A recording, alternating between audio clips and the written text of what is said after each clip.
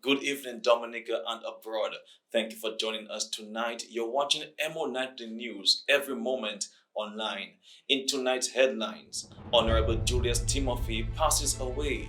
Reverend Elton John Letang installed as parish priest. Dominican named valedictorian at UWI Cave Hill campus. Portsmouth held Market Day with a Difference 2025. Customs porter charged in connection with drug smuggling and daytime robbery at the Louvre Museum. These and more stories coming up next. Land of the Bouillon,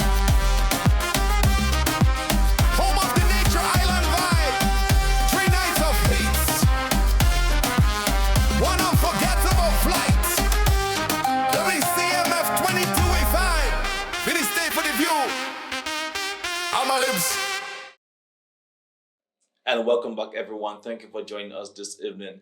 I'm Rick Francis, and this is a news broadcast for the 20th of October 2025.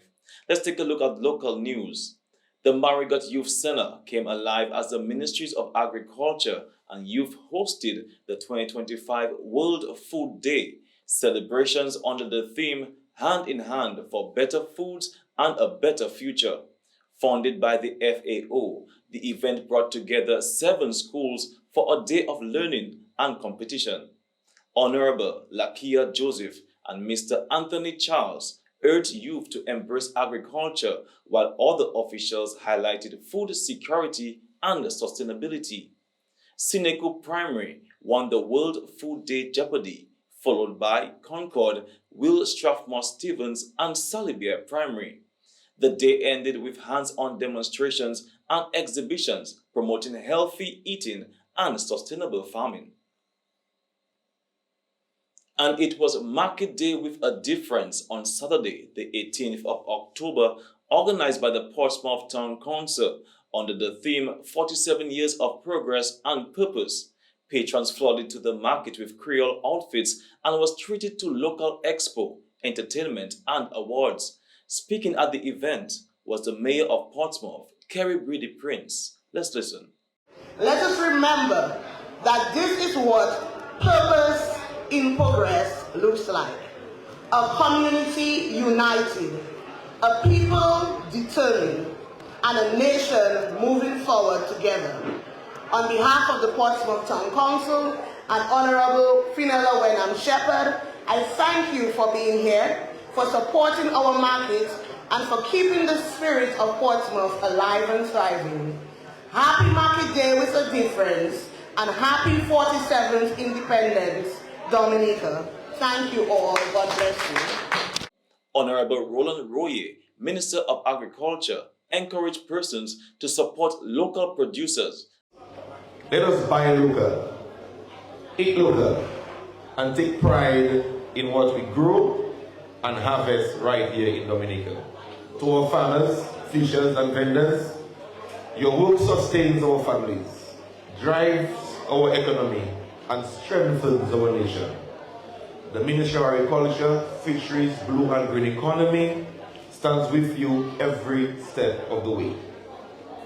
Fisheries, Blue and Green Economy will be with you and will support you as we continue to invest in agriculture.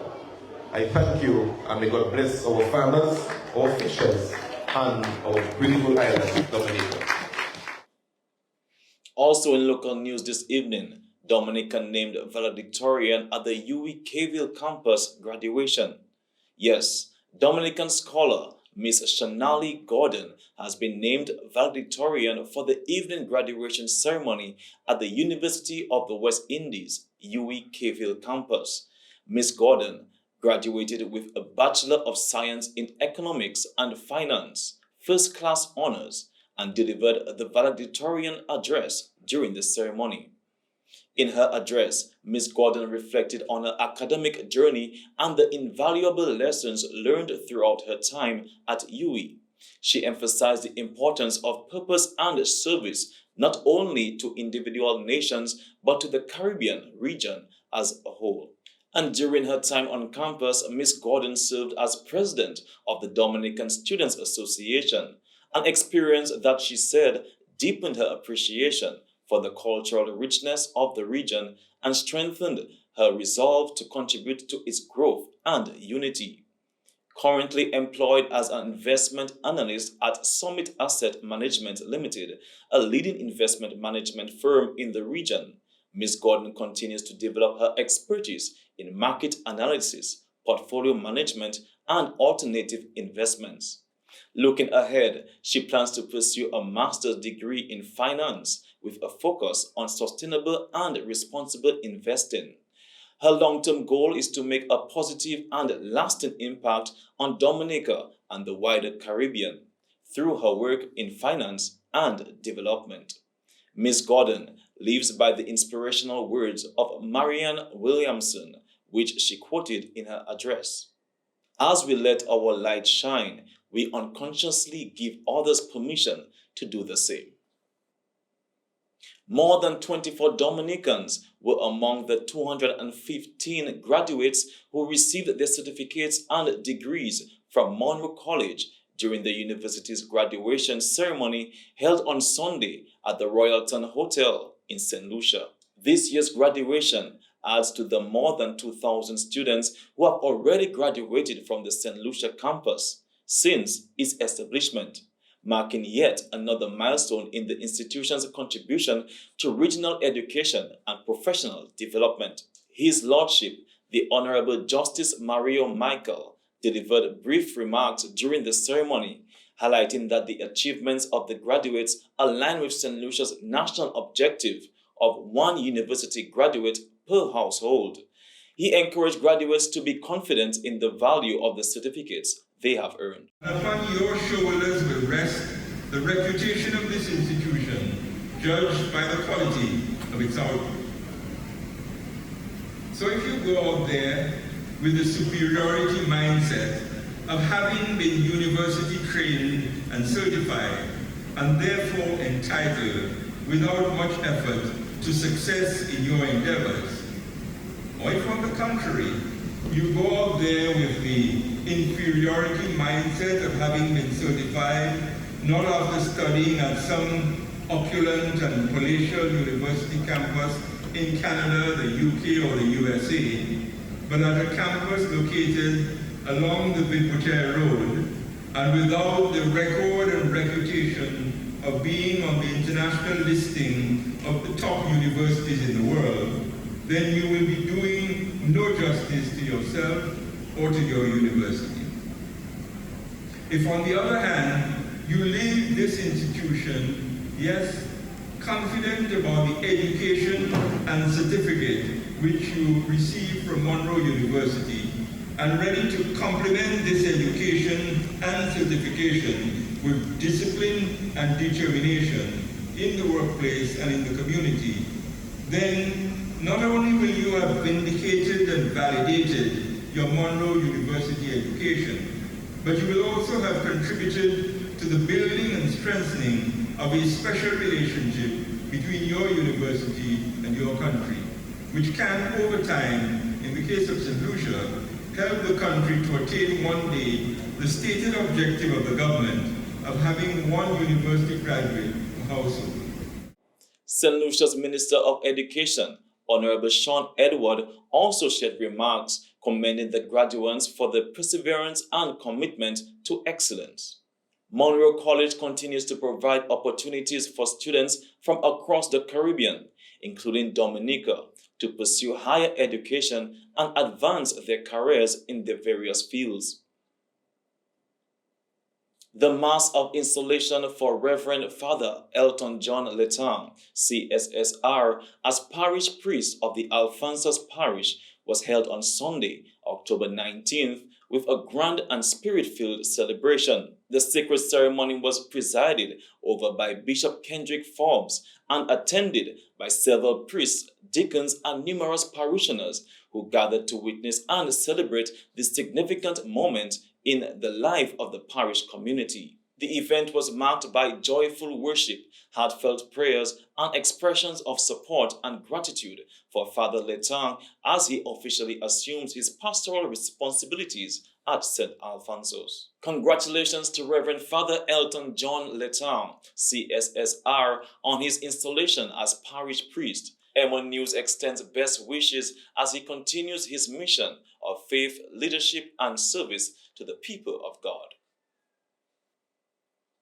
And with some sad news this evening, Dominica mourns the passing of Honorable Julius Timothy, a distinguished politician and businessman who made significant contributions to the nation's development. Mr. Timothy entered politics as a founding member of the United Workers' Party, UWP, where he served as deputy leader from its inception until December 2005.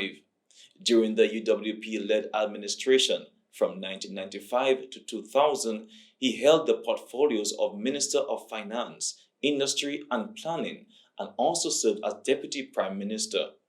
He was elected as Member of Parliament for the Roseau North constituency in June 1995 and later served as Minister of Health. Beyond his political career, Mr. Timothy was a well-known businessman owning ACS and 7-Eleven, and was admired for his leadership and community spirit.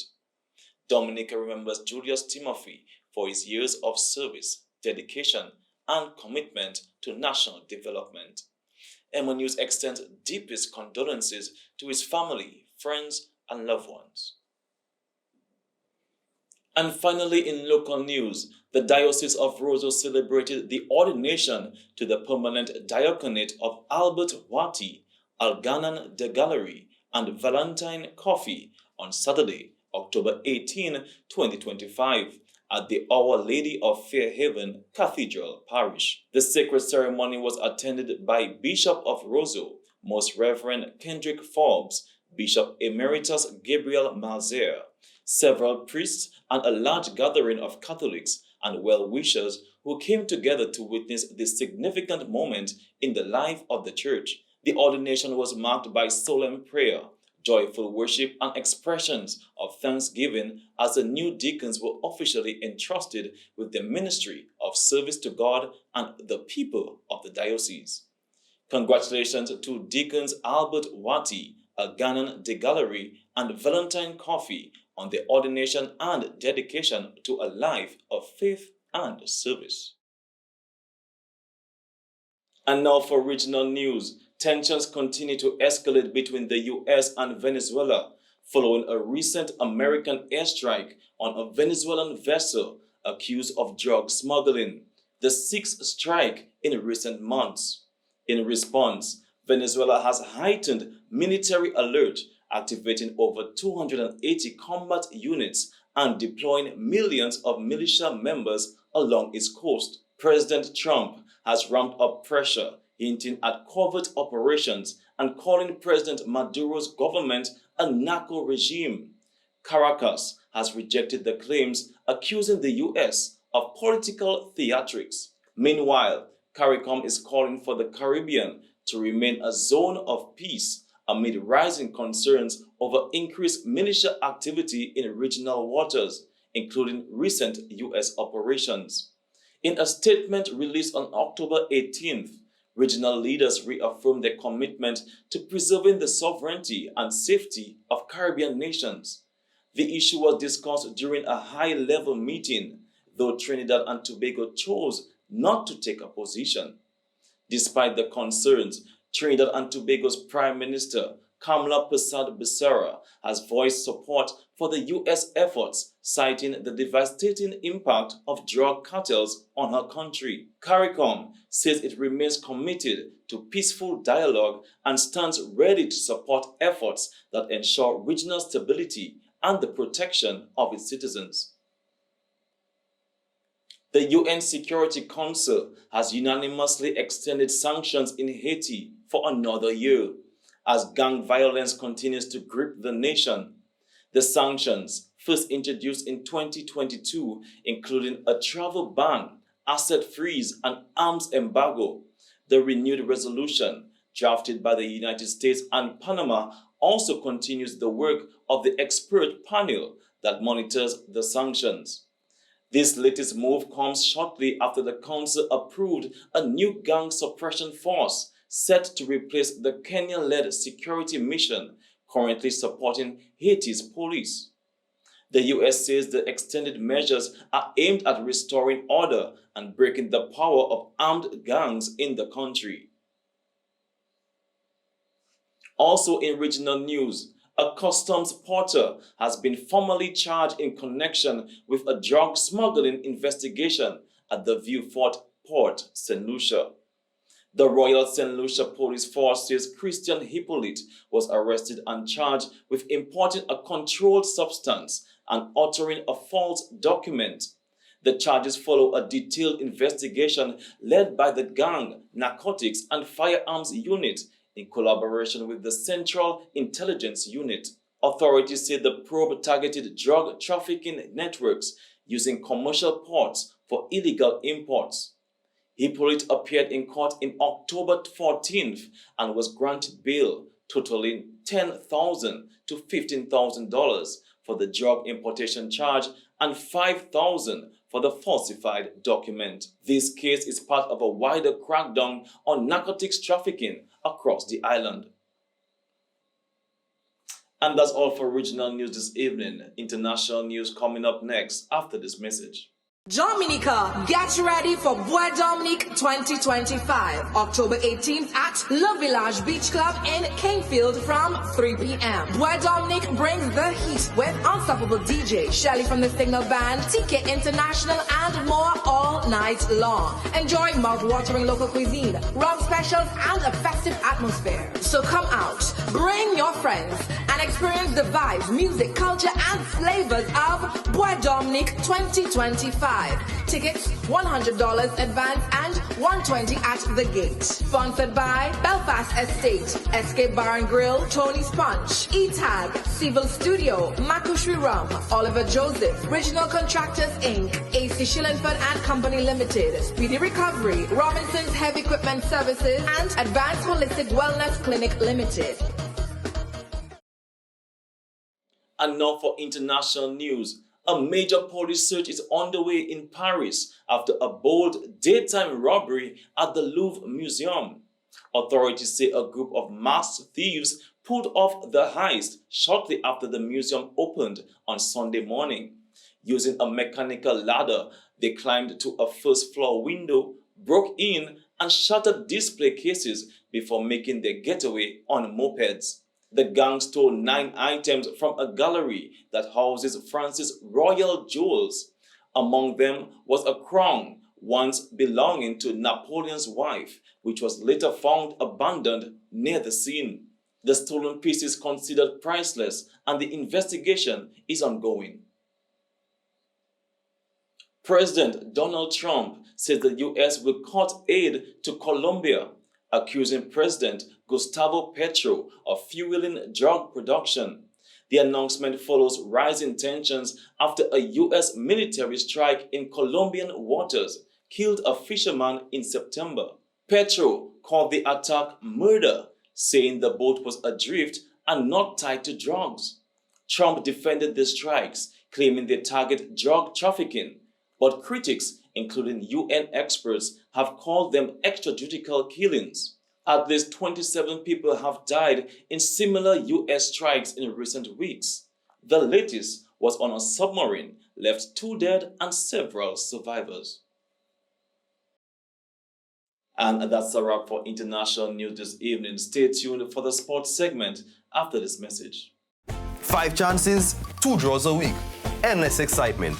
This is not just a game, it's your game. Match 5.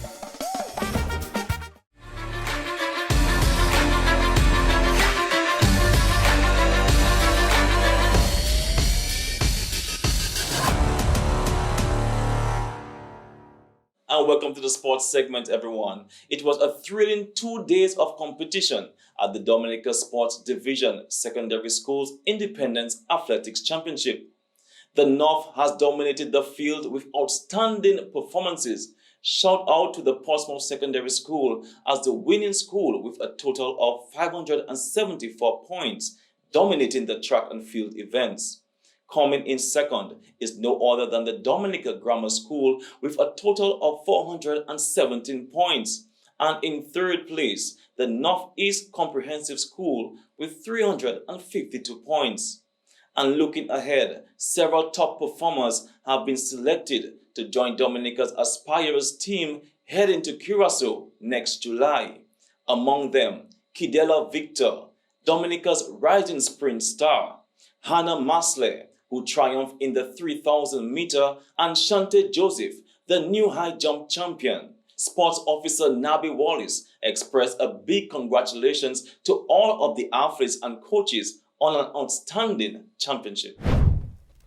And also in sports this evening, Dubla FC have secured their spot in the DFA President's Cup final with a commanding 10-1 victory over RS Portsmouth Bombers, who only had a 38% possession, whereas Dubla FC had a possession of 68%, a technically sound performance from Dubla FC.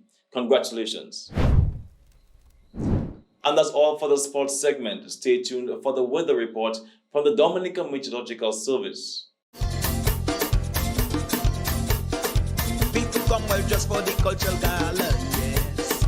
Time to show our cultural heritage as we face one another era of culture, yes. We could demonstrate our bouillon taste. Dress up in our brilliant, dress up in their cassette, telling Kotoko Itori. People say, oh gosh, who are we? When we say Tim Basek, that thing we give full respect to our culture heritage, regardless of color, creed, or age. Ha! What? Hey, night. Epa! Look at Batabula to Boma. Look at Wule Tabula to Boma. Pakite music la champagne. Look at Batabula to Boma.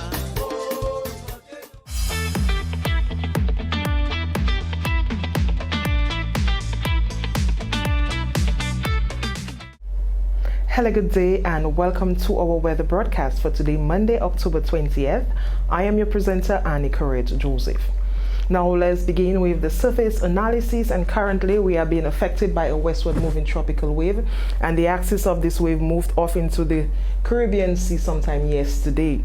Out in the Atlantic, there are two tropical waves moving towards the west. This first wave here is expected to move across the Lesser Antilles sometime during the course of this week. Now let's take a look at the satellite imagery, and we can see this area of cloudiness associated with this tropical wave which moved off yesterday. Now we continue to see some lingering moisture associated with this wave as it continues to maintain cloudy skies across the region today. Now we need to continue to monitor the track of this wave as it is expected to develop into a system during the course of the week. And based on the track of the system, it should or is expected to maintain some unstable weather conditions over the Lesser Antilles, especially over the weekend. Radar imagery indicated some scattered showers across Dominica throughout the course of the morning. Now conditions for tonight, a reduction in moisture levels can be expected. Partly cloudy to cloudy skies with a few showers. Some slight haze may linger across the area. Temperatures to dip down to about 23 to 24 degrees Celsius along the coast and about 21 in the interior. Some breezy conditions to continue. Winds generally out of the east peaking to near 35 kilometers per hour with higher gusts. Let's take a look at conditions for tomorrow, Tuesday. Some reduction in moisture levels can be expected, partly cloudy to cloudy skies with some showers, a slight chance for some isolated thunderstorms. As we move into Wednesday and Thursday, this tropical wave is expected to move across the area, increasing the chance for cloudiness, showers, and possible thunderstorm activity. Temperatures to peak near 33 degrees Celsius, especially along the western coast for the next 3 days. Nights to cool to near 24 degrees Celsius. Breezy conditions to maintain throughout the course of the week. Winds generally out of the east on Tuesday with speeds up to near 35 kilometers per hour and a slight decrease to about 30 kilometers on Wednesday. However, as we move into Thursday, we get a slight shift to east-southeasterly and an increase again in wind speeds to near 35 kilometers per hour with higher gusts. Now let's take a look at marine conditions. Tomorrow, Tuesday, we have some improvements, especially in the open water, with swells decreasing to near 8 feet on the east coast and down to about 5 on the west. On Wednesday, we see a further reduction down to about 7 feet on the east coast, and it should maintain through Thursday. However, we continue to see the maintenance of some northerly swells in the area, especially in the open waters. As a result, mariners, you're advised to monitor the situation and exercise some caution. The sun will rise tomorrow at 5:58 a.m. and set at 5:41 p.m. Our high tides tomorrow will be at 4:26 a.m. and 3:54 p.m., while the low tides will be at 9:56 a.m. and 10:44 p.m. For up-to-date information, you can follow our WhatsApp channel by scanning this QR code, or you can follow us on Facebook and Instagram at Dominica Met, or our website at weather.gov.dn. Thank you for viewing, and join us tomorrow for your next weather broadcast. Good day. And this brings us to the end of tonight's news broadcast for the 20th of October 2025. I'm your presenter, Rick Francis, and on behalf of the entire newscast, we say thank you for viewing. This has been EmoNews News, every moment online. Good night.